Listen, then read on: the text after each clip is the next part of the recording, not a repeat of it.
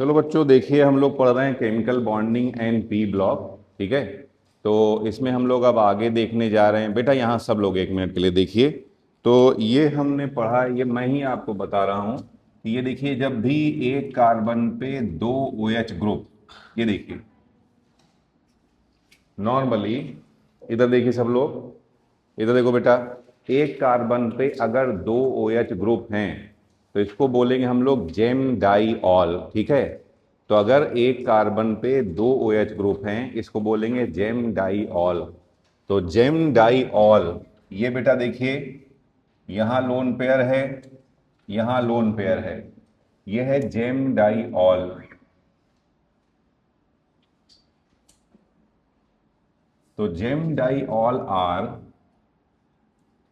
Unstable. बेटा पहला तो ये स्टेटमेंट है, ये स्टेटमेंट है कि जेम डाई ऑल जो हैं अनस्टेबल होते हैं। तो अगर एक कार्बन पे 2 OH हों उन्हें जेम डाई ऑल बोलेंगे। बेटा ध्यान रखिए, याद रखिए, सुनिए ध्यान से। अगर एक ही कार्बन पे 2 ग्रुप लगे हों तो वहां पे टर्म यूज करते हैं जेम या जेमिनल। अगर अलग अलग एडजेसेंट कार्बन पे 2 ग्रुप लगे हों तो यहां टर्म यूज करते हैं विस या विसिनल। ध्यान रखिएगा, अगर एक ही कार्बन पे 2 OH लगे हों, 2 ग्रुप लगे हों तो उसको जेम कहते हैं। अलग अलग कार्बन पे सेम ग्रुप लगे हों तो फिर विस कहते हैं। तो अभी पहला स्टेटमेंट है कि जो जेम डाई ऑल है वो अनस्टेबल होता है। तो पहला, क्यों अनस्टेबल, और बोल रहे हैं अनस्टेबल है इसलिए यहां से ऐसे ये वाटर रिलीज कर देगा। देयरफॉर दे रिलीज्ड वाटर, ये वाटर रिलीज कर देगा और ये ब्रेक हो जाएगा। ब्रेक होकर के बनाएगा C double bond O plus ये आ जाएगा वाटर। तो gem diol are unstable in nature, ये अनस्टेबल होता है नेचर में और ये वाटर रिलीज करेगा। ठीक है, अब मैं रीजन बता रहा हूं ये क्यों अनस्टेबल होता है। रीजन, इसका रीजन, तो बेटा यहां पे देखो लोन पेयर है और ये भी लोन पेयर है। According to VSEPR valence shell electron pair repulsion theory, अगर विस्पर थ्योरी के हिसाब से आप देखते हैं तो ऑर्डर ऑफ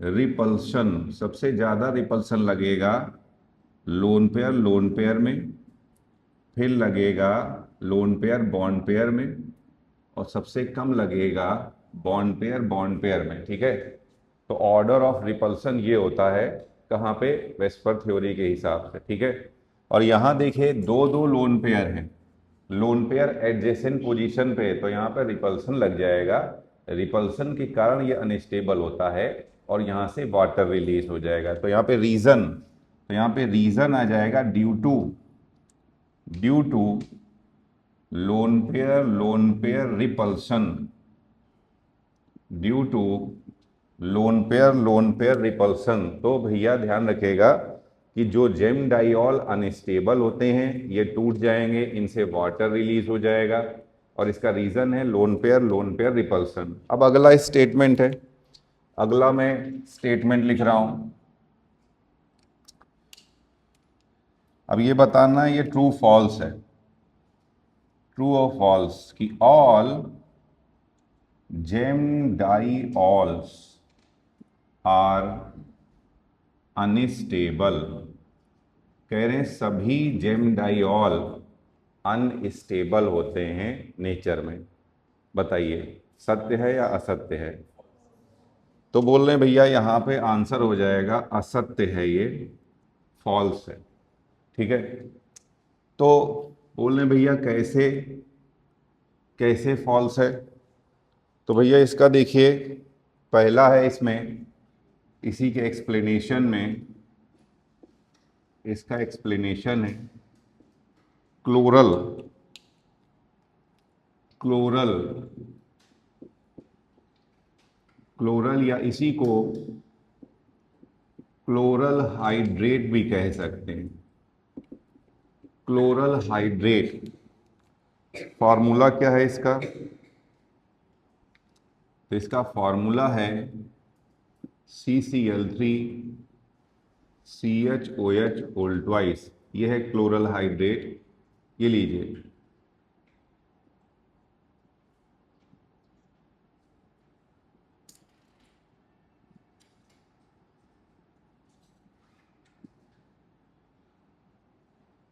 ये क्लोरल हाइड्रेट है। और यहाँ आप देखोगे तो बेटा ये देखें, ये क्लोरीन, काफ़ी क्लोरीन बड़े बड़े एटम है, तो इनमें रिपल्सन लगता है। ये देखिए इनमें रिपल्सन लगेगा, तो ये इस तरह से रिपल्सन लगेगा इनमें। रिपल्सन के कारण ये क्लोरीन थोड़ा दूर भाग जाएगा, ये इधर की ओर आ जाएगा। और अगर आप इसको देखें, यहाँ पे ऑक्सीजन पे देखिए, यहाँ 2 सिग्मा 2 लोन पेयर है, 2 सिग्मा 2 लोन पेयर, तो यहाँ शेप होगा एंगुलर। एंगुलर शेप के कारण ये हाइड्रोजन इधर को आएगा और ये क्लोरीन इधर को आ रहा है रिपल्सन के कारण। तो हाइड्रोजन और क्लोरीन के बीच की डिस्टेंस कम हो जाएगी, और डिस्टेंस कम होने के कारण यहाँ पे हो जाएगी इंट्रा मॉलिक्यूलर हाइड्रोजन बॉन्डिंग। ये यहाँ पे हो जाएगी इंट्रा मॉलिक्यूलर हाइड्रोजन बॉन्डिंग। फिर देखिए यहाँ पे भी सेम रीज़न है, यहाँ पे भी हो जाएगी इंट्रा मॉलिक्यूलर हाइड्रोजन बॉन्डिंग। बेटा बताया था, हाइड्रोजन बॉन्डिंग में चिलेटिंग रिंग बनती है। यहाँ ये देखिए 1 2 3 4 5, 5 मेंबर्ड चिलेटिंग रिंग। और इधर आप दूसरे साइड में भी देखेंगे, इसमें भी 2 चिलेटिंग रिंग बन रही हैं, 1 2 3 4 5।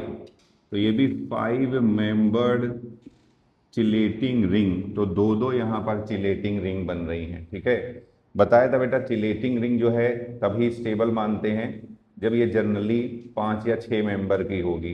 तो ये प्रॉपरली स्टेबल भी है, तो 2 रिंगे बना रहा है और दोनों की दोनों स्टेबल है। सुनिए ध्यान से, तो ये इस चीज में एक्सेप्शन है कि जेम डाइऑल जो है अनस्टेबल होते हैं, यहाँ पे जेम डाइऑल स्टेबल भी हैं, समझे। और रीजन क्या है? Intra molecular hydrogen bonding. तो यहाँ पे रीजन है इंट्रा मॉलिक्यूलर हाइड्रोजन बॉन्डिंग। ठीक है, दूसरा देखिए, इसी में दूसरा है, ये क्लोरल है, इसको नोट कर लीजिए, तो मैं दूसरा लिखता हूं। तो ये जो क्लोरल है, सुनिए सब लोग, ये क्लोरल ना 2 चीजों में एक्सेप्शन है। एक तो ये एक्सेप्शन है कि भैया, मैंने आपको एक्सेप्शन का रीजन बता दिया है। एक तो ये इस चीज का एक्सेप्शन है कि भैया एक कार्बन पे 2 OH ग्रुप होते हैं तो वो अनस्टेबल होते हैं, जेम डाइऑल अनस्टेबल होते हैं, समझे। और दूसरा बेटा देखो सुनो, अभी मैंने आपको बताया, मैं शुरू से ही बता रहा हूं आपको कि हाइड्रोजन बॉन्डिंग कहाँ होती है? जिनमें फोन से जुड़ा हुआ हाइड्रोजन है। ध्यान से देखिए, अगर फोन से जुड़ा हुआ हाइड्रोजन है तब तो हाइड्रोजन बॉन्डिंग होगी, अगर फोन से जुड़ा हुआ हाइड्रोजन नहीं है तो हाइड्रोजन बॉन्डिंग नहीं होगी। तो यहां एक और टर्म आता है कि सर ऑल्दो, एक क्वेश्चन है देखिए, although electronegativity of nitrogen and chlorine is almost similar, although electronegativity of nitrogen and chlorine is almost similar, but nitrogen perform hydrogen bonding while chlorine does not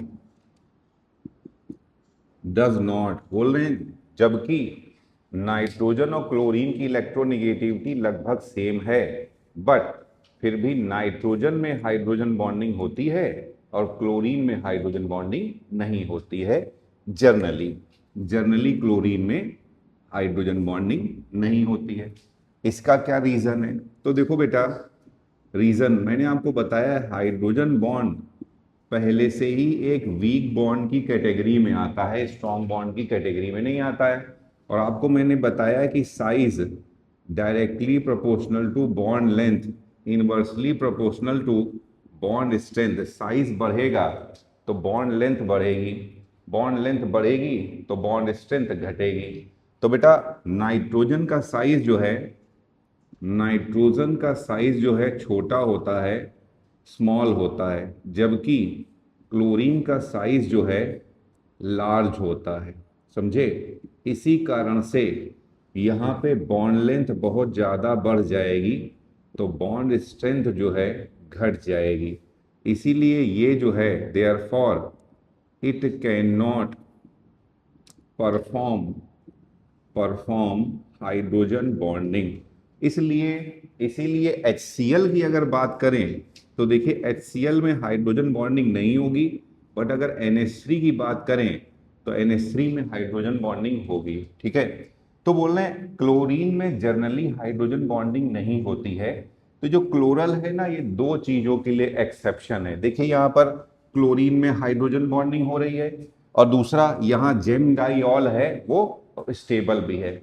तो ये जो chloral है, chloral की अगर बात करें, क्लोरल में हमें दो चीजें पता चल रही हैं। पहली चीज क्या है कि ये जेम डाइऑल है और वो स्टेबल भी है। और इसका रीजन क्या है? Intra molecular hydrogen bonding. और दूसरी चीज क्या पता चल रही है कि यहाँ पे क्लोरीन जो है ये हाइड्रोजन बॉन्डिंग कर रहा है।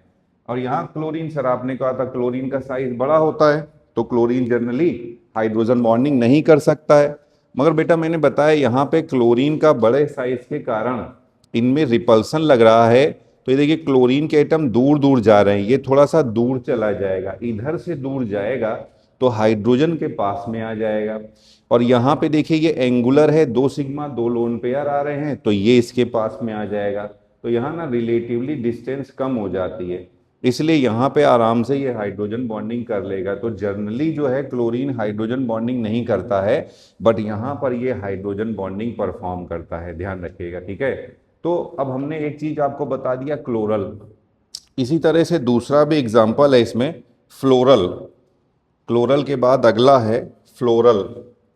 तो यहाँ पे भी हाइड्रोजन बॉन्डिंग होती है। Fluoral CF3CHOH whole twice. बेटा इसको फ्लोरल कहते हैं। यहाँ पे देखिए, ये देखिए यहाँ पे ये फ्लोरीन है,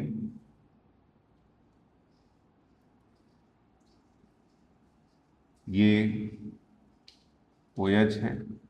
तो बेटा देखो यहाँ पे ये हाइड्रोजन बॉन्डिंग जो होगी, यहाँ फिर से इंट्रामॉलिक्यूलर हाइड्रोजन बॉन्डिंग हो रही है। ये देखिए यहाँ पर इंट्रामॉलिक्यूलर हाइड्रोजन बॉन्डिंग हो रही है।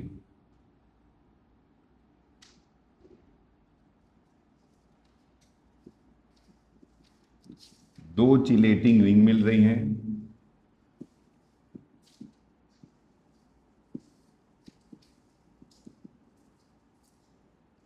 दो चिलेटिंग रिंग बन रही है यहाँ पे, समझे? तो यहाँ पे फिर से ये भी आपका, यहाँ पे एक कार्बन पे 2 H ग्रुप हैं और ये स्टेबल भी है। रीजन क्या है? Intramolecular hydrogen bonding.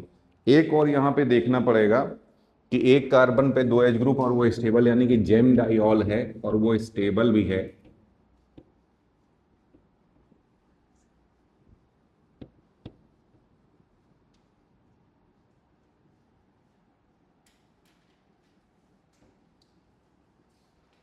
GeM diol है और स्टेबल भी है। तो इसका एक और एग्जांपल है निनहाइड्रिन।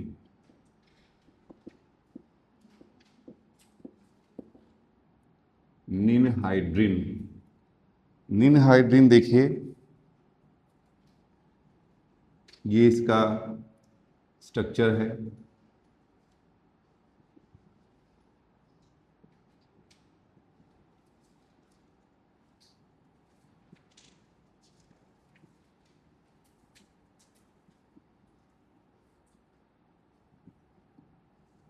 ये देखिए, ये निनहाइड्रिन है।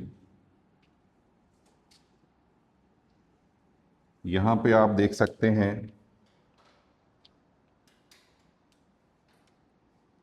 ये देखिए हाइड्रोजन और ऑक्सीजन का लोन पेयर पास पास में आ गया है। तो यहां पे भी इंट्रा मॉलिक्यूलर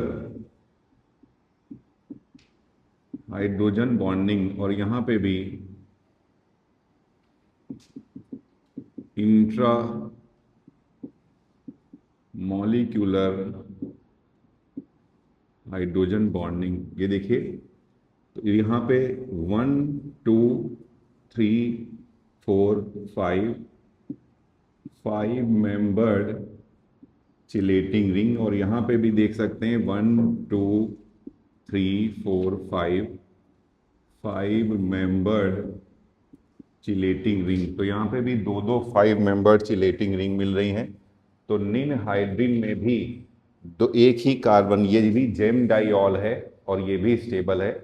इसका भी रीजन क्या है? Intra molecular hydrogen bonding. तो मैंने आपको ये 3 एग्जांपल बता दिए जहां पे एक ही कार्बन पे 2 एच ग्रुप हैं और ये प्रॉपरली स्टेबल है। रीजन है intra molecular hydrogen bonding. Example क्या है? Chloral, floral and ninhydrin. जिसमें से क्लोरल एक और चीज का भी एग्जाम्पल है कि क्लोरीन, क्लोरीन में साइज बड़ा होने के कारण बॉन्ड लेंथ बढ़ जाती है, तो क्लोरीन जनरली हाइड्रोजन बॉन्डिंग नहीं कर पाता है।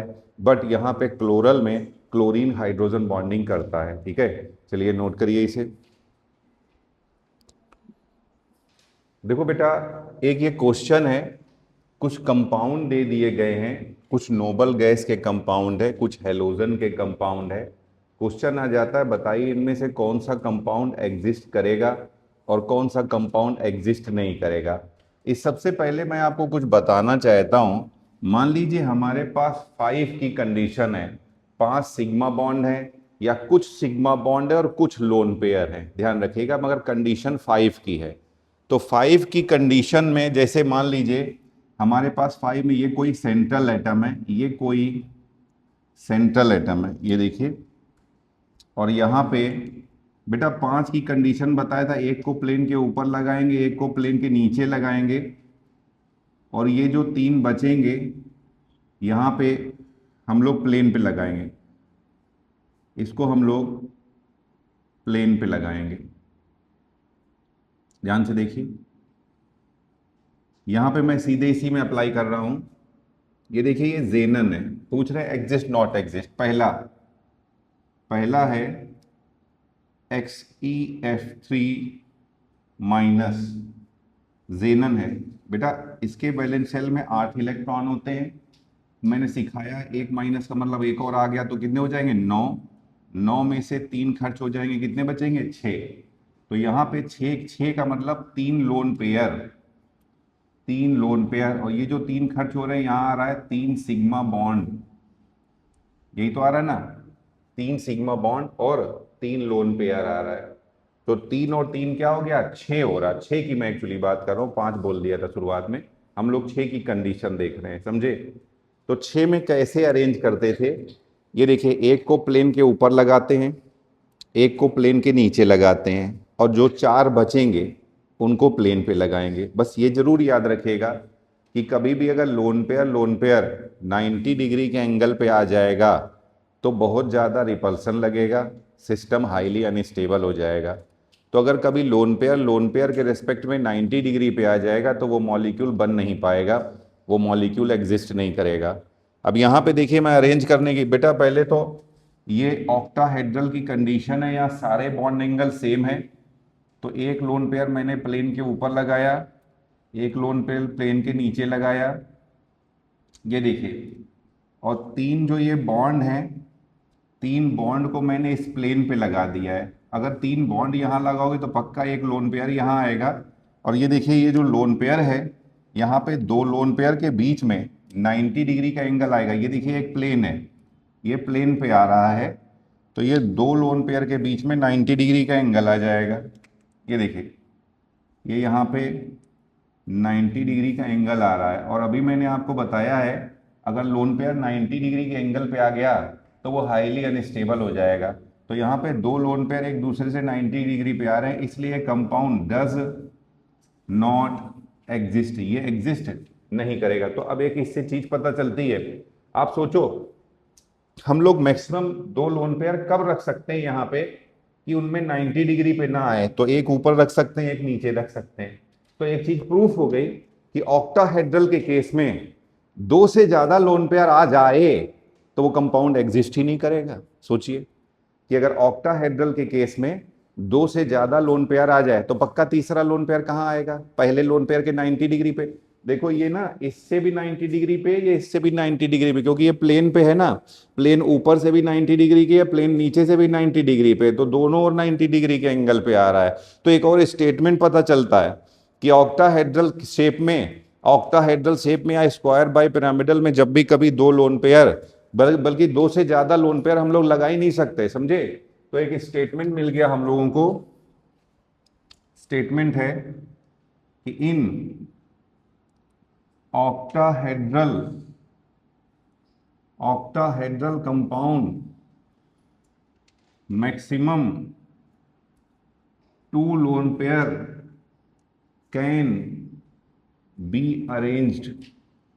दो लोन पेयर ही रख सकते हैं, दो से ज्यादा लोन पेयर आ रहा है तो वो कंपाउंड एग्जिस्ट नहीं करेगा। चलिए एक तो पता चल गया, दूसरा चेक करते हैं। सेकेंड, HCF3+ बताया था, यहाँ 8 है सेंट्रल एटम पे, 1 प्लस का मतलब एक निकल जाएगा, तो 7 से काउंटिंग चालू करेंगे। 7 - 3 करोगे तो कितना आ जाएगा? 4 आ जाएगा। तो यहाँ पे क्या हो जाएगा? 3 सिग्मा 2 लोन पेयर। 3 और 2 कितना होता है बेटा? 5। 5 का केस हो गया। तो देखो बेटा, यहाँ पे मैंने आपको बताया था, ये एक प्लेन के ऊपर है, ये एक प्लेन के नीचे है, और ये तीन जो हैं ये प्लेन पे है। बेटा ये प्लेन जो है यहाँ 120 डिग्री का एंगल है। मैंने आपको बेंड्स रूल बताया है। बेंड्स रूल में ये बताया है कि लोन पेयर ज्यादा एस कैरेक्टर लेगा, जो ज्यादा एस कैरेक्टर लेगा वो वहां अरेंज किया जाएगा जहां बॉन्ड एंगल ज्यादा होगा। तो ये देखिए, ये अंदर 120 डिग्री का एंगल है, तो लोन पेयर को यहां अरेंज कर देंगे। अब मैं आपको प्रॉपर अरेंजमेंट बता रहा हूं। जब मैंने हाइब्रिडेशन या शेप बताया तब मैंने कहा था ये प्रॉपर तरीका नहीं है। अब पूरे रूल लगाने के बाद आप जब फाइनली बेंड्स रूल को यूज कर लेते हो ना, तब आप सही से अरेंज कर सकते हो, सही लोकेशन पे एटम्स को, लोन पेयर को, पाई बॉन्ड को रख सकते हो। तो चुपचाप पहले यहाँ लगा दिया। अब जो 3 पोजीशन बची हैं इन पे 3 फ्लोरीन लगा दिए। क्या बच्चों बताओगे ये शेप कौन सा हो गया? टी शेप हो गया। तो यहाँ पे सर शेप भी आ रहा है, टी शेप आ रहा है। तो बोले ये एग्जिस्ट करेगा कि नहीं करेगा? हाँ सर, ये तो एग्जिस्ट करेगा। फिर दूसरा कंपाउंड है सर, ये चेक कर रहा हूं मैं, XeF5। जेनन में 8 थे, एक और आ गया, कितने हो गए? 9। 9 - 5 तो आंसर आ जाएगा। 9 में से 5 चले गए, 4 बचेंगे। तो यहाँ आ रहा है 5 सिग्मा 2 लोन पेयर, 5 और 2 7 की कंडीशन आ रही है। तो बेटा ये मैंने आपको कराया हुआ है। यहाँ एक लोन पेयर प्लेन के ऊपर आएगा, एक लोन पेयर प्लेन के नीचे आएगा, और ये जो बचे हुए सिग्मा बॉन्ड है इनको प्लेन पे लगा दीजिए। ये देखिए बेटा, मैंने आप ये देखिए, ये सब आपस में क्या हो गया? पेंटागोनल हो जाएगा। ये एक वेक्टर मिलेगा, एक ये वेक्टर मिलेगा। जब दो इक्वल वेक्टर 180 डिग्री के एंगल पे आ जाते हैं तो रिजल्टेंट क्या हो जाएगा? 0। तो यहाँ पे रिजल्टेंट 0 हो जाएगा, और ये पेंटागोनल प्लेनर आ जाएगा। पेंटागोनल प्लेनर, तो यहाँ पे शेप आ जाएगा पेंटागोनल प्लेनर। तो हाँ सर, ये भी एग्जिस्ट करेगा, ये भी। अब इसको चेक कर लेते हैं, ये भी मैंने आपको बताया हुआ था, आया हुआ क्वेश्चन है। I3 - पहले सिंपल ऐसे ही ड्रॉ कर लो।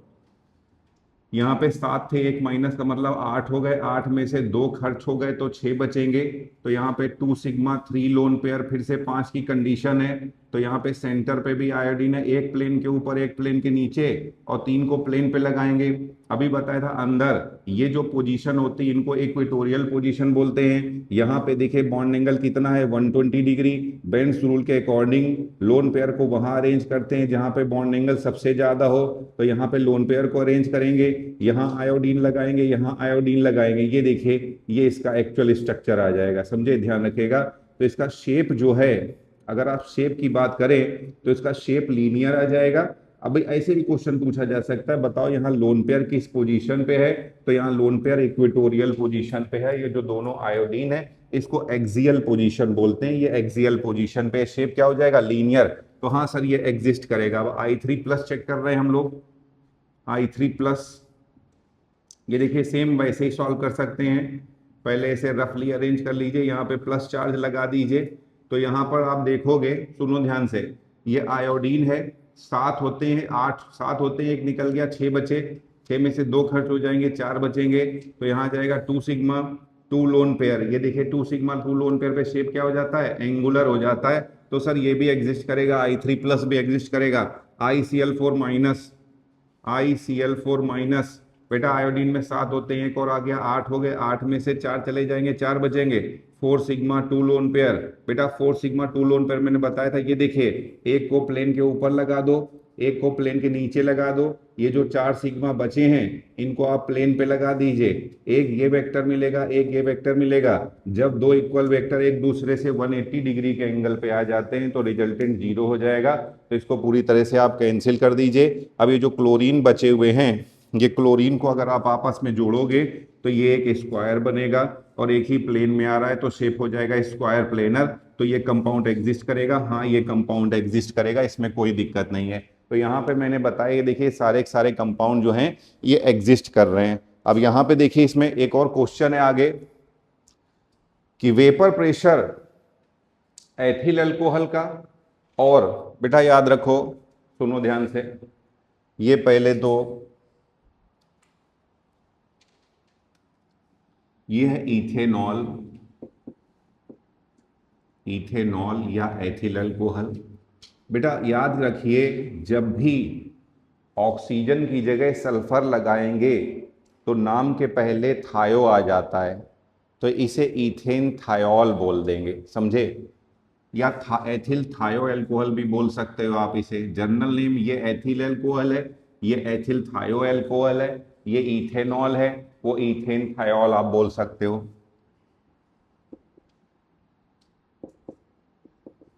ठीक है। तो अभी बेटा देखो, अगर आप यहां देखते हो कि इसमें सर इसमें फोन से जुड़ा हुआ हाइड्रोजन है, तो यहाँ हाइड्रोजन बॉन्डिंग पाई जाएगी, मगर यहाँ हाइड्रोजन बॉन्डिंग नहीं पाई जाएगी। बेटा मैंने आपको बताया है जब भी आप बॉइलिंग पॉइंट देखोगे तो बॉइलिंग पॉइंट के लिए 2 चीजें देखते हैं, पहले तो हाइड्रोजन बॉन्डिंग देखते हैं, फिर वैन डर वाल्स फोर्सेस देखते हैं। और हाइड्रोजन बॉन्डिंग जनरली ज्यादा डोमिनेटिंग फोर्स होता है, समझ में आया आपके। तो इसलिए अगर यहाँ क्वेश्चन पूछा जाए पहला बॉइलिंग पॉइंट किसका ज्यादा होगा, तो एथिल अल्कोहल का बॉइलिंग पॉइंट ज्यादा होगा इथेन थायोल से। और क्योंकि बेटा बॉइलिंग पॉइंट का आप उल्टा कर दो, बॉइलिंग पॉइंट का उल्टा करोगे तो क्या हो जाएगा, वेपर प्रेशर। इसलिए वेपर प्रेशर ज्यादा किसका होगा, इथेन थायोल का वेपर प्रेशर ज्यादा होगा, एथिल अल्कोहल का वेपर प्रेशर कम होगा। रीजन बता दिया, एथिल अल्कोहल में हाइड्रोजन बॉन्डिंग होगी जबकि एथिल थायो अल्कोहल में हाइड्रोजन बॉन्डिंग नहीं होगी। रीजन बताए, यहाँ पे फोन से जुड़ा हुआ हाइड्रोजन है, या तो बॉइलिंग पॉइंट इसका ज्यादा होगा और वेपर प्रेशर इसका ज्यादा होगा। अगला क्वेश्चन देखिए, ये क्वेश्चन है इन्हें बॉइलिंग पॉइंट के ऑर्डर पे अरेंज करना है। HCN, कार्बन मोनोऑक्साइड, नाइट्रोजन, कह रहे इसे बॉइलिंग पॉइंट का ऑर्डर बताइए। अगर आप मॉलिक्यूलर वेट निकालोगे ना, सबका मॉलिक्यूलर वेट 14 आ रहा है। आप देखिए यही जादू है, अगर आप कहते हैं ना सीधे मॉलिक्यूलर वेट निकाल लेंगे वैन डर वाल्स फोर्स के हिसाब से आ जाएगा, तो यहाँ सभी का मॉलिक्यूलर वेट 14 आ रहा है, इसलिए आप इसको मॉलिक्यूलर वेट से सॉल्व नहीं कर पाएंगे। यहाँ पे अगर आप देखोगे तो बेटा ये नाइट्रोजन है, यहाँ पे सबसे पहले देखिए दोनों एटम सेम हैं। पहले तो समझो ये सारे 14 हैं, तो आप इसको मॉलिक्यूलर वेट के नहीं करेंगे।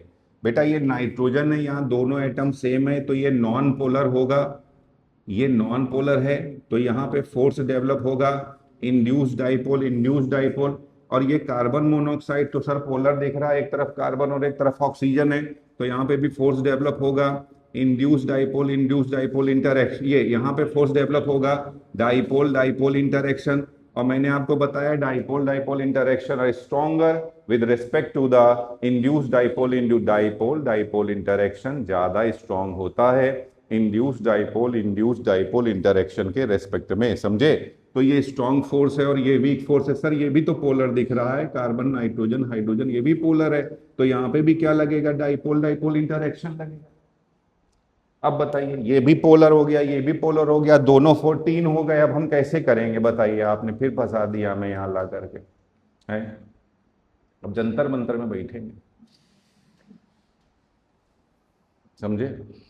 चलिए आइए, तो ये कह रहे हैं, सुनिए ध्यान से कि ये देखो, ये समझिए यहां पे भी पोलर है, यहां पे भी पोलर है, कैसे पता चलेगा, देखेंगे हम लोग। कैसे देखेंगे, घूर घूर के देखेंगे, घूर घूर के देखते हुए पता चलेगा। तो बेटा देखो यहाँ पे घूरो, ये इसका ऐसा स्ट्रक्चर है, ये है HCN। मैंने आपको क्या बताया है, जर्नली जिसमें फोन होता है और फोन से जुड़ा हुआ हाइड्रोजन होता है तो वहां होती है हाइड्रोजन बॉन्डिंग। बट बेटा मैंने आपको बताया है, अगर किसी हाई इलेक्ट्रोनेगेटिव एटम से जुड़ा हुआ हाइड्रोजन हो और सामने किसी इलेक्ट्रोनेगेटिव एटम के ऊपर लोन पेयर हो तो यहाँ पे भी क्या हो जाएगी, हाइड्रोजन बॉन्डिंग। दूसरा याद रखिएगा कि जैसे जैसे परसेंटेज एस कैरेक्टर बढ़ेगा इलेक्ट्रोनेगेटिविटी भी बढ़ती जाएगी, ध्यान रखेगा। और आप ये भी याद रखेगा percentage S character directly proportional to the number of pi bond. अगर पाई बॉन्ड का नंबर बढ़ेगा, नंबर ऑफ पाई बॉन्ड, अगर पाई बॉन्ड का नंबर बढ़ेगा तो भी परसेंटेज एस कैरेक्टर बढ़ेगा। इसको जरा ध्यान से देखो बेटा, यहाँ नाइट्रोजन के पास लोन पेयर है, इस हाइड्रोजन को चेक करिए, देखिए जरा सा, इस हाइड्रोजन को चेक करिए, इस कार्बन को चेक करिए, कार्बन में 2 सिग्मा बॉन्ड है, 2 सिग्मा में हाइब्रिडाइजेशन sp आ जाएगा और sp हाइब्रिडाइजेशन में परसेंटेज एस कैरेक्टर होता है 50%। क्योंकि परसेंटेज एस कैरेक्टर ज्यादा है, परसेंटेज एस कैरेक्टर क्या है इसका, ज्यादा है, इसलिए इसकी इलेक्ट्रोनेगेटिविटी भी क्या होगी, ज्यादा। तो लो हमें मिल गया, एक तो बेटा इस कार्बन में परसेंटेज एस कैरेक्टर ज्यादा है तो इसकी इलेक्ट्रोनेगेटिविटी ज्यादा होगी। दूसरा इसका पड़ोसी कौन है, नाइट्रोजन है, नाइट्रोजन एक इलेक्ट्रोनेगेटिव एटम है। दो बातें हैं, समझिए क्यों एक ठीक ठाक इलेक्ट्रोनेगेटिव हो गया है, काम चलाओ इलेक्ट्रोनेगेटिव हो गया है, बस बच्चा सेलेक्ट हो गया है, समझे भाई। इसके 505 नंबर 510 नंबर आ गए हैं, सेलेक्ट तो हो गया है ना, काम खत्म है। अब ये नहीं जंतर मंतर जानने वाला है, हम बताए दे रहे हैं ना, ये कहेगा हमारी मार्कशीट में नंबर ज्यादा आ रहे थे, हमारे नंबर कम कर दिए गए, समझे। तो बेटा देखो मेरे बच्चों, सुनो ध्यान से, तो ये कह रहे हैं यहां पे 2 sigma hybridisation sp, percentage S character, percentage S character बढ़ेगा इलेक्ट्रोनेगेटिविटी बढ़ेगी, तो इसकी इलेक्ट्रोनेगेटिविटी भी ज्यादा आ रही है। बगल में नाइट्रोजन एटम है, उसके बेटा पड़ोसी का प्रभाव, इसको बोलते हैं पड़ोसी का प्रभाव। सोचो, इमेजिन करो, आप बहुत हिसाब से खर्च करते हो, समझ रहे हो ना, मगर आपका पड़ोसी जो है वो बहुत खर्च करता है, तो आपके मन में ये विचार आएगा, ये देखो राजा की तरह रहता है, एक हमें देखो पूरा जीवन जोड़ते बचाते निकला जा रहा है ना। या मान लो आप बहुत खर्च करते हो, पड़ोसी हिसाब से रहता है, फालतू का खर्च नहीं करता, तो भले ही आप खर्च करो, पर मन में कभी कभी ख्याल आएगा ना कि ये देखो पड़ोसी यार एकदम सही खर्च करता है, हम ही फालतू खर्च ज्यादा करते हैं, तो इसे बोलते हैं पड़ोसी का प्रभाव। तो अगर पड़ोसी इलेक्ट्रोनेगेटिव है तो आप भी थोड़े बहुत इलेक्ट्रोनेगेटिव। अच्छा एक बात बताइए, आप मान लो किसी ऐसे सोसाइटी में रहते हैं, सोसाइटी का भी अंतर होता है, जहां हर पड़ोसी अगल बगल कुछ भी आता है तो वो आपके यहाँ जरूर शेयर करने आता है, बताइए। तो कितने भी बेशरम हो, कुछ तो शेयर करोगे ना आप भी, है कि नहीं, धीरे धीरे आप भी शेयर करने लगोगे। तो देखिए सोसाइटी है, आप ऐसी सोसाइटी में रह रहे हो, सब लोग शेयर कर रहे हैं, सब लोग पार्टी में बुला रहे हैं एक दूसरे को, तो बुलाना पड़ता है ना, जो आपको बुलाएगा वो उसे आपको भी बुलाना पड़ेगा। और या फिर आप ऐसी जगह रहे एकदम सन्नाटे में, बीहड़ में, कहाँ कोई बुला ही नहीं रहा है, किसी को कोई जानता ही नहीं है, हैं, तो आप भी नहीं बुलाएंगे, आपको नहीं कोई बुलाएगा। इसे बोलते हैं पड़ोसी का प्रभाव। तो अगर पड़ोसी इलेक्ट्रोनिगेटिव होगा तो हम भी इलेक्ट्रोनिगेटिव हो जाएंगे, पड़ोसी कम इलेक्ट्रोनिगेटिव होगा तो हम भी कम इलेक्ट्रोनिगेटिव हो जाएंगे। आई बात समझ में? तो देखो इसका पड़ोसी कौन है, कौन है पड़ोसी? नाइट्रोजन। तो बोला एक तो इस पे परसेंटेज एज कैरेक्टर, सुनो सोचो, क्या आपने बताया था और कहां ला के पटक दिया? क्या बताया था? अरे सर यही तो बताया था, फोन से जुड़ा, हमने याद किया है, फोन से जुड़ा हुआ हाइड्रोजन होगा तो हाइड्रोजन बॉन्डिंग होगी, फोन से जुड़ा हुआ हाइड्रोजन होगा तो हाइड्रोजन बॉन्डिंग होगी, यही तो याद करते आ रहे हैं। लो कार्बन में हाइड्रोजन बॉन्डिंग की आप माहौल तो यही बनाने वाले हो, लग ही रहा होगा है? तो हाँ सर, शुरू में बताया था, हर उसका एक दिन होता है, समझे? तो आज कार्बन देखो, कार्बन ने हाइड्रोजन बॉन्डिंग कर ली, रोक सको तो रोक लो सरेआम वो भी, समझे? ये देखिए, तो कार्बन से जुड़ा हुआ हाइड्रोजन है और यहां पे क्या हो जाएगी? हाइड्रोजन बॉन्डिंग आ जाएगी। रीजन समझ में आया? क्योंकि कार्बन का हाइब्रिडाइजेशन sp है, परसेंटेज एस करेक्टर ज्यादा है, इलेक्ट्रोनेगेटिविटी ज्यादा है, बगल में नाइट्रोजन है, पड़ोसी भी नंबर 3 का इलेक्ट्रोनेगेटिव है। इन सब कारणों से कार्बन की इलेक्ट्रोनेगेटिविटी ठीक ठाक हो जाती है और सामने नाइट्रोजन पे लोन पेयर तो है ही, तो पूरी कंडीशन को सेटिस्फाई कर रहा है। इसलिए HCN में एक तो फैक्टर क्या था? डाइपोल डाइपोल इंटरेक्शन, और दूसरा फैक्टर क्या आ गया सर? Hydrogen bonding. तो बोलो बच्चों, अब सबसे ज्यादा बॉइलिंग पॉइंट किसका होगा? HCN का होगा। फिर किसका होगा? CO का होगा। ठीक है, एक और क्वेश्चन चलो कर लेते हैं, एक और इसी तरह। बेटा ये बड़े अच्छे क्वेश्चन है, अगर आ जाएंगे तो आप आराम से सॉल्व कर सकते हैं। अब इन्हें फिर से बॉइलिंग पॉइंट का ही ऑर्डर बताना है। एक तो HCN दिया हुआ है, दूसरा CO दिया हुआ है, तीसरा CH ट्रिपल बॉन्ड CH दिया हुआ है, और चौथा N2 दिया हुआ है। कह रहे इनको बॉइलिंग पॉइंट के बेसिस पे अरेंज करिए। तो पहले तो N2 देखो, अभी बताया था ये क्या है? नॉन पोलर है, तो इंड्यूस डाइपोल इंटरेक्शन लगेगा। तो यहाँ पे सर लग रहा है इंड्यूस डाइपोल, तो चलो N2 तो सबसे किनारे हो गया, सबसे लास्ट में आ गया। सर ये भी तो नॉन पोलर है, इधर भी कार्बन है इधर भी कार्बन है, लीनियर स्ट्रक्चर है, 2 सिग्मा बॉन्ड पे लीनियर आता है बेटा, ये लीनियर है, तो ये भी नॉन पोलर है। बताइए, ये भी नॉन पोलर हो गया। सर यहाँ पे भी तो ट्रिपल बॉन्ड से जुड़ा हुआ कार्बन है, हाइड्रोजन है, ट्रिपल बॉन्ड से कार्बन जुड़ा हुआ, बगल में हाइड्रोजन, बताओ तो यहाँ हाइड्रोजन बॉन्डिंग नहीं हो जाएगी? है, बताइए। अरे भैया यहां भी ट्रिपल बॉन्ड से कार्बन जुड़ा था, sp के परसेंटेज एस करेक्टर कौन था? कितना था परसेंटेज एस करेक्टर? बोलो 50%। यहां आपने हाइड्रोजन बॉन्डिंग कराई है, बताइए। तो यहां पे भी हाइड्रोजन बॉन्डिंग, इधर देखिए, तो यहां पे भी हाइड्रोजन बॉन्डिंग होनी चाहिए। बोलो भाई, यहां पे भी हाइड्रोजन बॉन्डिंग होनी चाहिए, सही है कि नहीं? बेटा यहां ध्यान से देखो, कार्बन से जुड़ा हुआ हाइड्रोजन है, मगर सामने लोन पेयर भी तो है। क्या यहां किसी के पास लोन पेयर है? किसी की औकात है? बताइए, कोई औकात है किसी की? औकात में लोन पेयर आ रहा है? औकात के बाहर है ना, तो ऐसी बातें नहीं करनी चाहिए जो औकात के बाहर हो, समझे? ये समझदार है। तो अभी यहां पे सिर्फ सर पूरा ये नॉन पोलर है, तो यहां पे भी इंड्यूस डाइपोल लगेगा। अब एक बात बताओ, यहां पे भी इंड्यूस डाइपोल, यहां पे भी इंड्यूस डाइपोल, तो कौन सा ज्यादा होगा बताइए? यहां कितने एटम है? 4। यहां कितने एटम है? 2। यहां सरफेस एरिया ज्यादा होगा, वांडरवाल फोर्स ज्यादा होगा, तो यहां इंड्यूस डाइपोल इंटरेक्शन ज्यादा लगेगा, यहां इंड्यूस डाइपोल इंटरेक्शन कम लगेगा। समझ में आया? तो इसलिए बॉइलिंग पॉइंट इसका ज्यादा होगा और इसका बॉइलिंग पॉइंट कम होगा। अब सर यहाँ पे, अरे ये तो डाइपोल है, अभी बताया डाइपोल डाइपोल, ये क्या है? यहाँ पे डाइपोल डाइपोल भी है और हाइड्रोजन बॉन्ड, तब तो सर पूरा हो जाएगा। तो सबसे ज्यादा HCN हो जाएगा, फिर CO हो जाएगा, फिर ये हो जाएगा एसिटिलीन, और फिर नाइट्रोजन हो जाएगा। आई बात समझ में आपको? चलिए नोट करिए इसको। यहाँ देखिए, एक एक क्वेश्चन है कि इनको कह रहे हैं अरेंज करना है बॉइलिंग पॉइंट के बेसिस पे। एक तो सिस टू ब्यूटीन है, दूसरा ट्रांस टू ब्यूटीन है। तो ये देखिए सिस two butene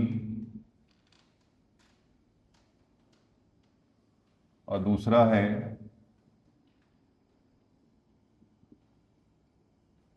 trans two butene. ये देखिए बेटा, सुनो बच्चों, इधर देखो, ये कार्बन, इसमें sp2 हाइब्रिडाइजेशन है, ये sp3 है, तो ये ज़्यादा इलेक्ट्रोनेगेटिव है। याद रखिएगा, जो ज़्यादा इलेक्ट्रोनेगेटिव है उसकी ओर वेक्टर आएगा। तो एक ये वेक्टर आएगा, एक ये वेक्टर आएगा, दोनों का रिजल्टेंट वेक्टर बीच में आएगा।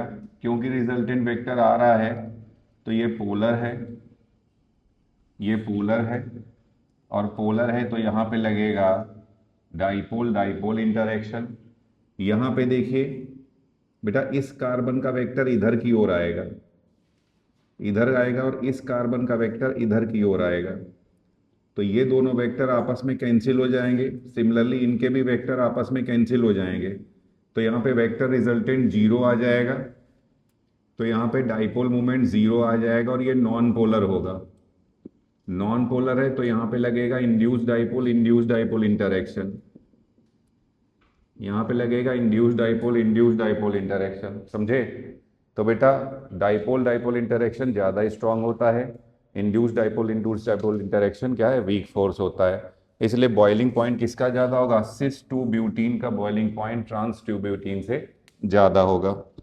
एक ये देखिए क्वेश्चन है, फ्लोरीन फ्लोरीन के साथ पाई बॉन्ड नहीं बनाता है, और कभी भी F triple bond F possible नहीं है।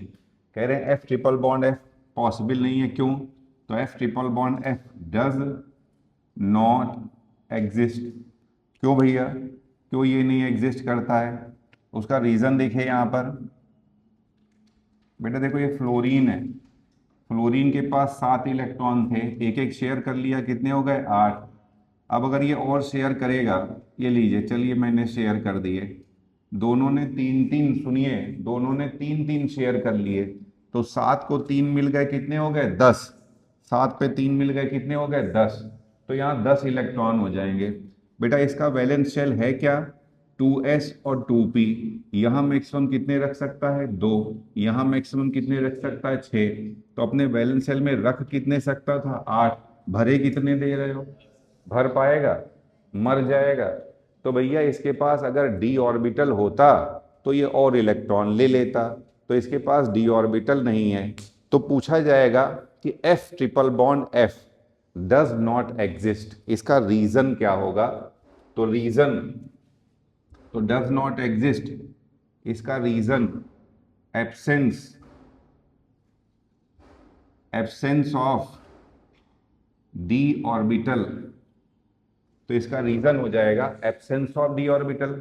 सर क्लोरीन में तो d ऑर्बिटल पाया जाता है, बताइए। क्लोरीन तो थर्ड पीरियड का मेंबर है, थर्ड पीरियड के वैलेंस शेल में आ जाएगा 2s 2p और 3s 3p, third shell valence shell हो जाएगा, तो 3s 3p और 3d हो जाएगा। तो यहाँ पे 18 तक इलेक्ट्रॉन भर सकते हैं, तो कोई दिक्कत नहीं है फिर यहाँ पे, तब तो कोई दिक्कत नहीं होनी चाहिए। मगर बेटा यहाँ पे इसमें ये भी एग्जिस्ट नहीं करेगा, डज नॉट एग्जिस्ट। इसका रीजन क्या है, डी ऑर्बिटल तो है यहाँ पे, इसका रीजन है, ये एसर्शन है, एसर्शन रीजन में तो एसर्शन दिया है Cl triple bond Cl does not exist. इसका रीजन क्या है? तो रीजन ये है बेटा, क्लोरीन का साइज बहुत ज्यादा होता है, साइज ज्यादा है तो डिस्टेंस बढ़ जाएगी। पाई बॉन्ड पहले से ही वीक बॉन्ड है, अगर डिस्टेंस बढ़ जाएगी तो ये बॉन्ड कैसे वो बना पाएगा, तो ये वाला बॉन्ड ये नहीं बना पाएगा। तो यहाँ पे रीजन है more size due to more size chlorine can not form pi bond with other chlorine. Chlorine दूसरे क्लोरीन के साथ पाई बॉन्ड नहीं बना पाता। तो ये ना सोचिएगा कि क्लोरीन कभी पाई बॉन्ड नहीं बना पाता, क्लोरीन पाई बॉन्ड बना सकता है, मगर क्लोरीन क्लोरीन के साथ नहीं बना पाता। एग्जाम्पल देखिए ClO4 माइनस, यहां अगर आप देखोगे तो ये देखिए ये कितने सारे पाई बॉन्ड बना रहा है, ये देखिए कितने सारे पाई बॉन्ड बना रहा है, 1 2 3, तीन तीन पाई बॉन्ड बना रहा है, दिख रहा है ना आपको। तो सर यहाँ पे ClO4 माइनस में तो क्लोरीन आराम से 3 पाई बॉन्ड बना रहा है, और यहाँ पे 2 ही पाई बॉन्ड नहीं बना पा रहा है, इसका क्या रीजन है? तो बेटा यहाँ पे सिर्फ क्लोरीन है, सामने कौन है? ऑक्सीजन। सामने ऑक्सीजन साइज में छोटा है, ऑक्सीजन एक हाई इलेक्ट्रोनिगेटिव एटम है, तो क्लोरीन क्लोरीन के साथ नहीं बना सकता है पाई बॉन्ड, मगर क्लोरीन ऑक्सीजन के साथ पाई बॉन्ड बना सकता है। रीजन क्या है? रीजन एक तो ऑक्सीजन साइज में छोटा है और ऑक्सीजन की इलेक्ट्रोनिगेटिविटी ज्यादा है। तो यहाँ पे रीजन, यहाँ पे 3 पाई बॉन्ड बना रहा है, इसका रीजन क्या है? रीजन है यहाँ पे हाई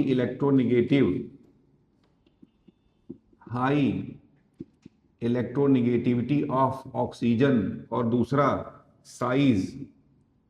साइज ऑफ ऑक्सीजन कैसा है? छोटा है, स्मॉल है। बेटा सुनो, इसके पहले मैंने आपको बताया था कि CO2 गैस है और SiO2 सॉलिड है। ध्यान रखिएगा, मैंने आपको बताया है कि CO2 गैस है और SiO2 सॉलिड है, क्योंकि सिलिकॉन का p ऑर्बिटल, सुनिए ध्यान से, सिलिकॉन का p orbital,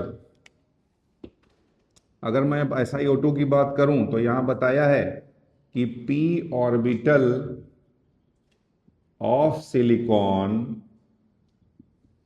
cannot form pi bond with p orbital of oxygen। Silicon का p ऑर्बिटल ऑक्सीजन के p ऑर्बिटल के साथ पाई बॉन्ड नहीं बना सकता, मगर सिलिकॉन का d ऑर्बिटल बेटा साइज में बड़ा होता है। सोचो ये कोई बड़ी आर्म है, सिलिकॉन का d ऑर्बिटल साइज में बड़ा है ना, तो झुक जाएगा एक तरफ को, समझे? तो सिलिकॉन का जो d ऑर्बिटल है, ये d ऑर्बिटल है, सोचो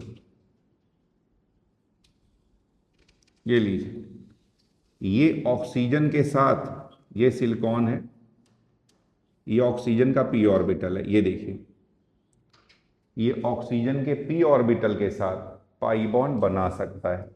उसका एग्जाम्पल है यही, देखो बेटा सुनो ध्यान से, इधर देखो, ये अभी मैं और आगे बताऊंगा, इसके देखिए जरा सा, यहां पे कल मैंने आपको बताया था रेजोनेंस, हाउ टू आइडेंटिफाई। बेटा रेजोनेंस होता क्या है?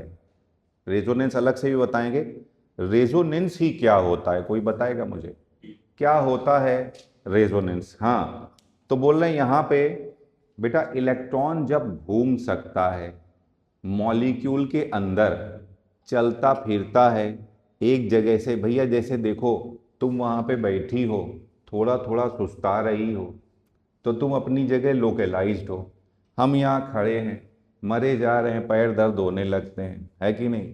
तो हमें नहीं सुस्ती आने वाली है, आप लोगों को सुस्ती आ सकती है, बैठे बैठे सन्नाटा आ सकता है कि नहीं? छींक सकता है बच्चा। आइए, तो ये कह रहे हैं कि भैया आप जो है ना बैठे हैं अपनी जगह पे, तो आपको बोला जाएगा लोकेलाइज्ड। क्या बोला जाएगा? हम भैया चल फिर रहे हैं, यहाँ देखिए ऐसे इतनी एरिया में तो घूम ही रहे हैं, कैमरे के सामने रहने की कोशिश कर रहे हैं, है ना? तो हम हैं डीलोकेलाइज्ड। कैसे हैं? डीलोकेलाइज्ड, समझ रहे हैं? तो इसी तरह से अगर अब देखो मैं यहीं पे हूँ, इसी रेंज में घूम रहा हूँ, इसके बाहर नहीं जा सकता हूँ, तब तो डीलोकेलाइजेशन है।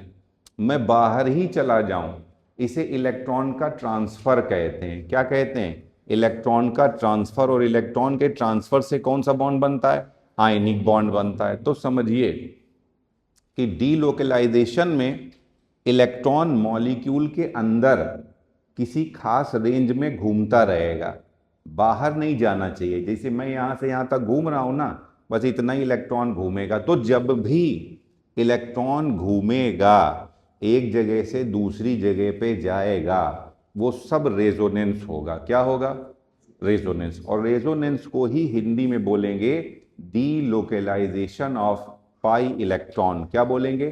Delocalisation of pi electron. क्यों सर नॉर्मली, क्यों जर्नली इसे पाई इलेक्ट्रॉन का डीलोकेलाइजेशन बोलते हैं जर्नली? क्योंकि सिग्मा इलेक्ट्रॉन टाइटली बाउंडेड होते हैं और पाई इलेक्ट्रॉन लूजली बाउंडेड होते हैं। तो यहाँ पे पाई इलेक्ट्रॉन का डीलोकेलाइजेशन बोल दिया जाता है। आई बात समझ में आपको? कि आ जाइए वापस यहाँ पे। तो क्या होता है? जगह है भैया, यहाँ जगह है। मान लो यहाँ दीवार बना दी जाए, है ना, तो कोई हमारे पास सुपर पावर तो है नहीं कि हम दीवार के आर पार चले जाएंगे। क्यों भैया? ऐसी सुपर पावर तो हम में से किसी के पास है नहीं। तो इसलिए हम यहीं पे रुक जाएंगे, इसके आगे नहीं जा पाएंगे। तो ये लोन पेयर क्या यहां जा सकता है? भैया जाने के लिए दो चीजें हैं। एक तो लोन पेयर होना चाहिए, दूसरे मालूम क्या होना चाहिए? खाली जगह होनी चाहिए। खाली जगह को हिंदी में बोलोगे तो क्या होगा? Vacant orbital. कुछ आ रहो है बुद्धिमा कि नहीं? सन्नाटा, आओ देखो सुनिए। तो ये कह रहे हैं, सुनो बेटा, आओ देखो बेटा, कष्ट करो देखने का, एहसान करो मेरे ऊपर। बेटा आओ मेरे बच्चे, इधर देख ले, कहाँ देख रहा है, आइए। तो सुनिए ध्यान से। तो ये कह रहे हैं कि भैया यहां पे देखिए, डीलोकेलाइजेशन के लिए दो चीजें हैं। एक तो लोन पेयर होना चाहिए और दूसरी क्या होनी चाहिए? खाली जगह। खाली जगह को हिंदी में क्या बोलेंगे? Vacant orbital. लोन पेयर दिख रहा है? बताओ, लोन पेयर दिख रहा है? अबे लोन पेयर दिख रहा है? ये देखो दो दो लोन पेयर बना रखे हैं। हट, लोन पेयर दिख रहा है? कहां कहां लोन पेयर? और कैसे बनाऊंगा मैं? और साइज बढ़ा दूं मैं? देखो, ये देखो, दिखा? अबे दिखा लोन पेयर? आओ देखो यहां पे। सर ये सिलिकॉन है, सिलिकॉन है। चेक करते हैं कितने सिग्मा बना रहा है। 1 2 3 सिग्मा। एक सिग्मा, हाँ 4 सिग्मा। 1 2 3 4, 4 सिग्मा। ठीक है, तो 4 सिग्मा में इलेक्ट्रॉन कितने हो जाएंगे? 8 इलेक्ट्रॉन हो जाएंगे। ठीक, मगर सिलिकॉन किस किस पीरियड का मेंबर है? देखो कार्बन, सिलिकॉन, कार्बन है सेकेंड पीरियड, सिलिकॉन है थर्ड पीरियड। बेटा थर्ड पीरियड का मेंबर है, तो यहां होगा 3s 3p 3d। कितने रख सकता है? 2 6 10। कितने रख सकता है? 18 तक रख सकता है। अभी कितने हैं? 2। बेटा एक बॉन्ड में 2 होते हैं। 2 2 4, 2 6 और 2 8। अभी कितने हैं? 8। कितने रख सकता है? 18। तो ये बोलेगा ना, बोलता है ना, मेरे पास गाड़ी है, बंगला है, तेरे पास क्या है? तो ये बोलेगा मेरे पास है वेकेंट डी ऑर्बिटल। तेरा गाड़ी और बंगला सीधे रखने के लिए खाली जगह है मेरे पास, समझे? तो जब नहीं बोलता था मेरे पास गाड़ी है और बंगला है, तेरे पास क्या है, तो ये क्या बोलेगा? मेरे पास क्या है? वेकेंट डी ऑर्बिटल, सीधे रखने के लिए रेडीमेड, समझे? मेरे पास जगह है। दो ही चीजों की तो वैल्यू है, एक तो गोल्ड और दूसरा जमीन। समझे? मेरे पास खाली जगह है, हिंदी में बोले तो वेकेंट डी ऑर्बिटल। तो भैया इसका लोन पेयर ना रेजोनेंस करने के लिए चला जाएगा और यहाँ पे पाई बॉन्ड बनता है, ध्यान रखिएगा। तो क्या यहाँ पे पाई बॉन्ड बनता है? तो हाँ भैया, यहाँ पे पाई बॉन्ड बनता है और यहाँ पे सिलिकॉन का डी ऑर्बिटल और ऑक्सीजन का पी ऑर्बिटल यूज होता है, ध्यान रखिएगा। तो इस कंपाउंड में here pi bond is formed between d orbital of silicon and p orbital of oxygen, समझे? तो यहाँ पे सिलिकॉन के d ऑर्बिटल और ऑक्सीजन के p ऑर्बिटल के बीच में पाई बॉन्ड बनता है, ध्यान। तो ऐसा नहीं है कि सिलिकॉन और ऑक्सीजन के बीच में कभी पाए, बस ये SiO2 में पाई बॉन्ड नहीं बनता है, वहां नेटवर्क के जैसा स्ट्रक्चर बनाता है, वहां केवल सिंगल बॉन्ड बनाता है। दूसरा, सिलिकॉन का पी ऑर्बिटल ऑक्सीजन के पी ऑर्बिटल में पाई बॉन्ड नहीं बना सकता। क्यों सर, ऐसा क्यों नहीं कर सकता है? इसका रीजन ये है बेटा, देखो ध्यान से, यहां पे देखिए, ये सिलिकॉन है, ये इसका पी ऑर्बिटल है, ये ऑक्सीजन है, ये इसका पी ऑर्बिटल है। दो सिलिकॉन का साइज बड़ा होने के कारण ये बॉन्ड लेंथ बढ़ जाती है और ये दोनों बॉन्ड में साइड वाइज ओवरलैपिंग नहीं हो पाती है।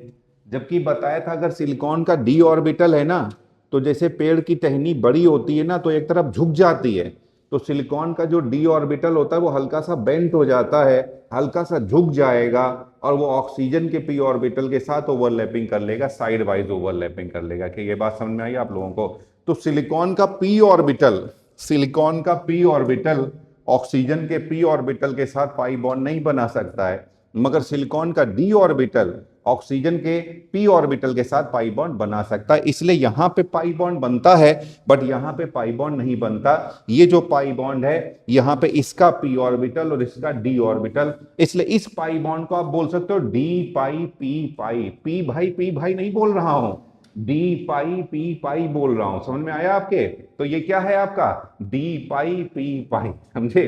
तो ये कौन सा पाई बॉन्ड है? इसको बोलेंगे डी पाई और पी पाई पाई बॉन्ड। ऐसे ही क्वेश्चन पूछ लिया जाता है कि बहुत हो गया भाई भाई, समझे? अब चलो बात करते हैं पाई पाई, ठीक है?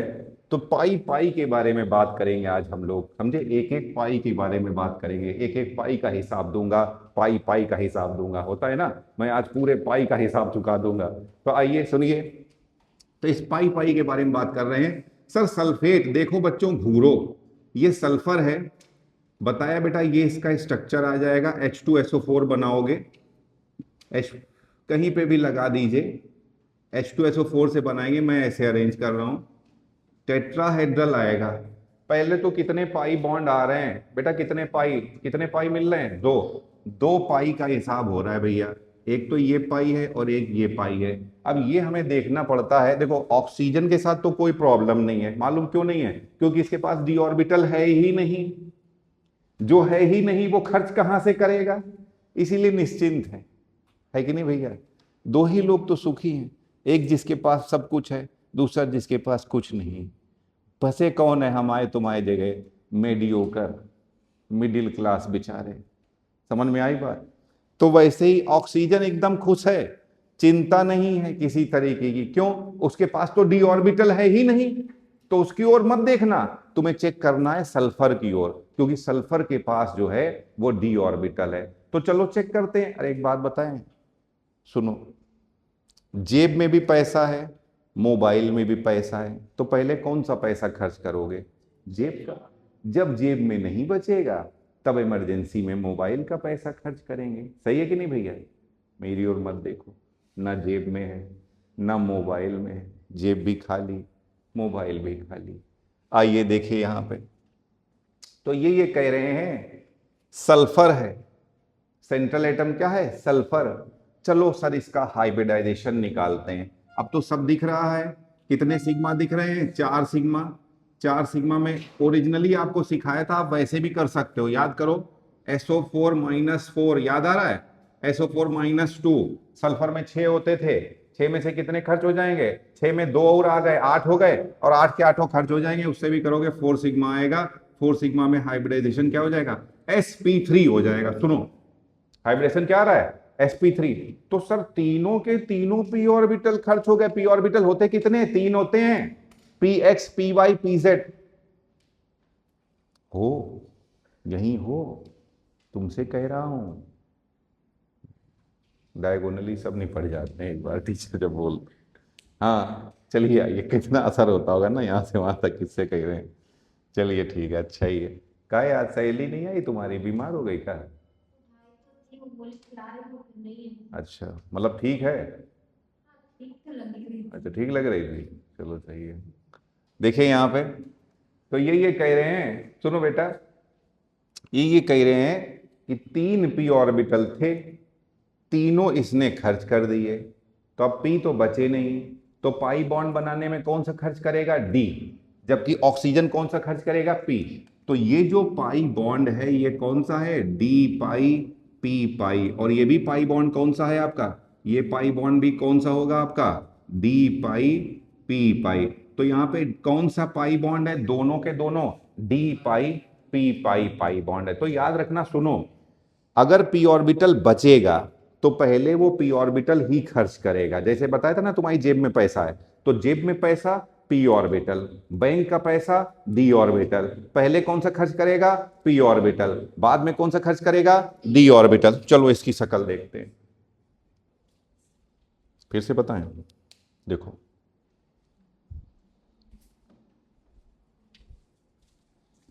एकदम पहले चुपचाप शांति से, एकदम चुपचाप चार्ली की तरह, एक मूवी थी चुपचाप चार्ली, समझे, तो चुपचाप चार्ली की तरह निकाल लेंगे क्या, इसका संकरण निकाल लेंगे, हिंदी में बोले तो हाइब्रिडाइजेशन, तो इसका संकरण निकाल लेते हैं, ठीक है। तो यहाँ पे क्या आ जाएगा बेटा, 4 सिग्मा में संकरण या हाइब्रिडाइजेशन क्या आ जाएगा, sp3 आ जाएगा। तो ये कह रहे हैं 3 पी ऑर्बिटल थे, तीनों सल्फर ने खर्च कर दिए, तब आगे पाई बॉन्ड के लिए क्या खर्च करेगा, डी ऑर्बिटल खर्च करेगा। तो ये वाला कौन सा बॉन्ड हो जाएगा, ये डी खर्च करेगा, ये पी खर्च करेगा, तो डी पाई और पी पाई। और ये वाला भी कौन सा बॉन्ड हो जाएगा, डी पाई और पी पाई। तो इसमें जो दोनों पाई बॉन्ड है वो किस कैटेगरी के हैं, दोनों के दोनों डी पाई पी पाई पाई बॉन्ड है। अब यहां आ जाइए, P4O10 का स्ट्रक्चर मैंने आपको पहले बता दिया था, इसलिए सीधे अब मैं स्ट्रक्चर ही बना रहा हूं इसका। ये देखिए कुछ इस तरीके से इसका स्ट्रक्चर आता है। यहां पे ये देखिए इस तरह से इसमें पाई बॉन्ड है। तो चलिए सबसे पहले वही करते हैं, हाइब्रिडाइजेशन निकाल लेते हैं। तो फास्फोरस में 5 इलेक्ट्रॉन होते थे, 1 2 3 4 5 के 5 खर्च हो गए। सिग्मा कितने दिख रहे हैं, 4 सिग्मा। 4 सिग्मा में हाइब्रिडेशन क्या हो जाएगा, sp3। तो एक s और 3 p ऑर्बिटल खर्च हो गए, तीनों के तीनों p ऑर्बिटल इसने खर्च कर दिए। जब p बचेगा ही नहीं तो खर्च क्या करेगा, तो अब बताओ क्या खर्च करेगा, ये d ऑर्बिटल। तो यानी कि ये जो पाई बॉन्ड बना रहा है इसमें फास्फोरस क्या लगाएगा, D, और ऑक्सीजन क्या लगाएगा, P। तो ये हो जाएगा D पाई P पाई। सिमिलरली ये भी क्या हो जाएगा, D पाई P पाई, और ये भी क्या हो जाएगा, D पाई P पाई, और ये भी आ जाएगा D पाई P पाई। ध्यान रखिएगा।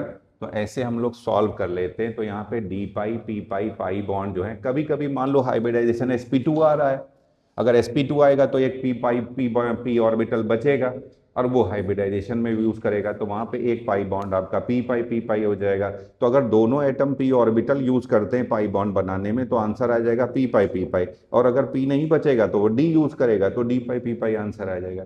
अब देखिए मैं इसकी CH4 के बारे में बात करने जा रहा हूं, ये भी लिखा हुआ बेटा, ये NCERT में दिया हुआ है CH4। मैंने सीधे हाइब्रिडाइजेशन से CH4 बना लिया था। आज मैं ये बता रहा हूं कि CH4 को हाइब्रिडाइजेशन से ना बनाएं, सीधे प्योर ओवरलैपिंग से बनाएं। जैसे मैंने आपको ऑक्सीजन बना के बताया था, मैंने आपको नाइट्रोजन बना के दिखाया था, फ्लोरीन बना के दिखाया था। तो अगर हाइब्रिडाइजेशन ना हो, सीधे ओवरलैपिंग से बने, इसे प्योर ओवरलैपिंग बोलते हैं। तो अगर मीथेन एक पॉली एटॉमिक मॉलिक्यूल है बेटा, मैंने क्या बनाया था, ऑक्सीजन बनाया था, फ्लोरीन बनाया था, नाइट्रोजन बनाया था, ये डाई एटॉमिक मॉलिक्यूल थे। तो डाई एटॉमिक मॉलिक्यूल तो मैंने सीधे ओवरलैपिंग से बना दिए थे। बट ये मीथेन है, मीथेन एक पॉली एटॉमिक मॉलिक्यूल है। ये पॉली एटॉमिक मॉलिक्यूल को मैं बनाने की कोशिश कर रहा हूं, कैसे, प्योर ओवरलैपिंग से। तो चलो देखते हैं कैसे बनाओगे बेटा। इसके वैलेंस शेल में 4 इलेक्ट्रॉन है बेटा। यहाँ पे वैलेंस बॉन्ड थ्योरी में ये बताया गया कि इन्होंने कहा था वैलेंस ऑर्बिटल जो है वो यूज करेंगे हम लोग। तो यहाँ पे वैलेंस शेल में क्या आ जाएगा, 2s2 आ जाएगा और 2p2 हो जाएगा। तो यहाँ पे देखिए, यहाँ पे पहले s में 2 इलेक्ट्रॉन थे, और ये देखिए p में भी 2 इलेक्ट्रॉन थे। बट अगर आपको ओवरलैपिंग करानी है ना तो 4 हाइड्रोजन के साथ जोड़ना है। 4 हाइड्रोजन के साथ जोड़ने के लिए 4 बॉन्ड बनाने तो 4 अनपेयर्ड ऑर्बिटल होने चाहिए, क्योंकि 4 बार ओवरलैपिंग करानी है। तो यहाँ पे आ जाता है, ये ग्राउंड स्टेज है। अगर ये इलेक्ट्रॉन जंप करके यहां जाएगा, अगर ये जंप करके यहां जाएगा, इसे बोलते हैं फर्स्ट एक्साइटेड स्टेट, समझे? तो ये मिलेगी फर्स्ट एक्साइटेड स्टेट, ये लीजिए। अब ये जो है इलेक्ट्रॉन यहां चला गया, ठीक है, चलो मिल गया। ये एक s ऑर्बिटल है और ये 3 p ऑर्बिटल है। सर p तो हम जानते हैं, ये px है, ये py है, ये pz है। ये देखो ध्यान से, तो मैंने क्या किया, अब हम लोग और हाइड्रोजन में क्या है, हाइड्रोजन में तो सर 1s1 है। ये देखिए s ऑर्बिटल में इलेक्ट्रॉन है। तो चलिए हमने ले लिया, ये देखिए ये कार्बन था, इसमें ये px हो गया, ये px हो गया, ये py हो गया और ये pz हो गया। तो यहां पे मैंने एक हाइड्रोजन लगा दिया, यहां पे मैंने एक हाइड्रोजन लगा दिया, ये देखिए, और यहां पे भी एक हाइड्रोजन लगा दिया, समझे? s ऑर्बिटल कहाँ है? s ऑर्बिटल तो ऐसा होता है, s ऑर्बिटल की तो कोई एक्सिस नहीं है। तो कह रहे जब चौथा हाइड्रोजन आप लगाओगे, कहाँ लगाओगे? यहां लगाओगे, यहां लगाओगे, यहां लगाओगे, यहां लगाओगे, कहाँ लगाओगे? अब तो गोले में घूमने लगेगा है कि नहीं? ऐसे ऐसे घूमते ही रह जाएगा, जिंदगी में कभी मीथेन का शेप ही नहीं बता पाओगे। ये लिखा हुआ है, एनसीईआरटी की लाइन लिखी हुई, जो मैंने आपको यहाँ बना के बता दिया। उन्होंने थ्योरी में लिखा हुआ है कि अगर आप मीथेन को प्योर ओवरलैपिंग से बनाने की कोशिश करते हो तो 3 तो चलो आप जोड़ दोगे px, py, pz के साथ, मगर चौथे हाइड्रोजन की पोजीशन अनसर्टेन हो जाएगी, हमें नहीं पता चलेगा कि चौथे हाइड्रोजन की पोजीशन कहाँ है। तो अगर आपसे ये असर्शन रीजन में या स्टेटमेंट में आ जाए कि क्या मीथेन को हम लोग प्योर ओवरलैपिंग से बना सकते हैं, तो मीथेन को प्योर ओवरलैपिंग से इसलिए नहीं बना सकते हैं क्योंकि 3 हाइड्रोजन तो हम जोड़ देंगे, मगर 4th हाइड्रोजन की पोजीशन जो है वो अनसर्टेन हो जाएगी। इसलिए methane can not prepared by pure overlapping.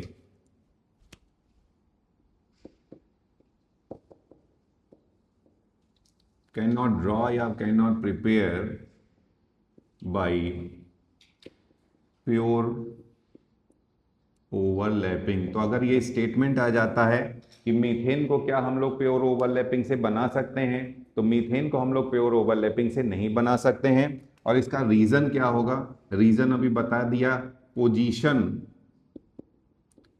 Position of 4th hydrogen becomes, position of 4th hydrogen becomes uncertain. 4th hydrogen की जो पोजीशन है ये अनसर्टेन हो जाएगी, अनिश्चित हो जाएगी, कहाँ हम लोग लगाएं। क्या ये बात समझ में आई आप लोगों के? चलिए ठीक है।